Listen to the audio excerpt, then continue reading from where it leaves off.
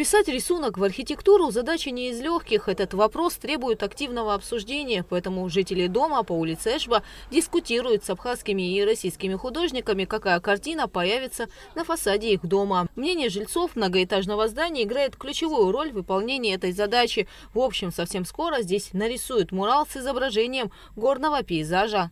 Художники предпочитают рисовать на глухих фасадах, где нет окон, балконов, но здесь очень много и окон, и балконов, и коробов под кондиционеры. Что-то какое-то конкретное или портреты очень сложно нарисовать, чтобы это красиво смотрелось, поэтому пейзаж – это самый оптимальный выбор. У нас было еще до встречи с жильцами очень долгое согласование, какие-то варианты. Мы обсуждали с местной галеристкой и местными художниками. Сошлись действительно на этом варианте, потому что он, с одной стороны, и нейтральный, и он немножко абстрактный.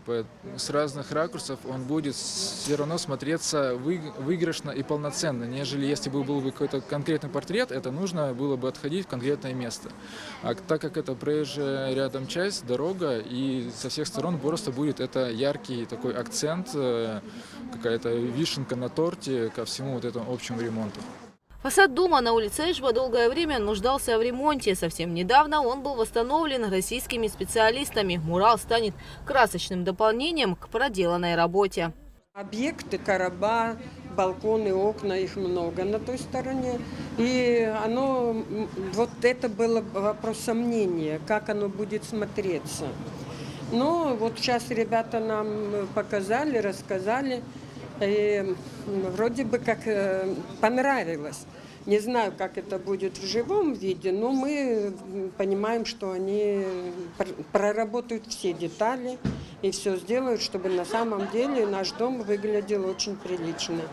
Вот. Спасибо, конечно, за заботу о нас. Мы благодарны предыдущим рабочим, которые сделали чудо. Они из нашего дома, разбитого, и все, они, как говорят, сделали конфетку. И мы просто боялись, что вдруг это испортим, и все, такой благородный вид, и все.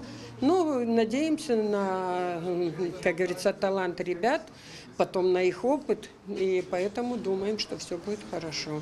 Мурал на фасаде дома по улице Эшба нарисуют художники из Нижнего Новгорода Дмитрий Дренин. Всего в Сухуми российские художники планируют создать муралы на 10 зданиях. Тематика рисунков будет разнообразной, но при этом отвечающей местному колориту и традициям. Гугу Цавардане, Камила Джопуа, Абхазское телевидение.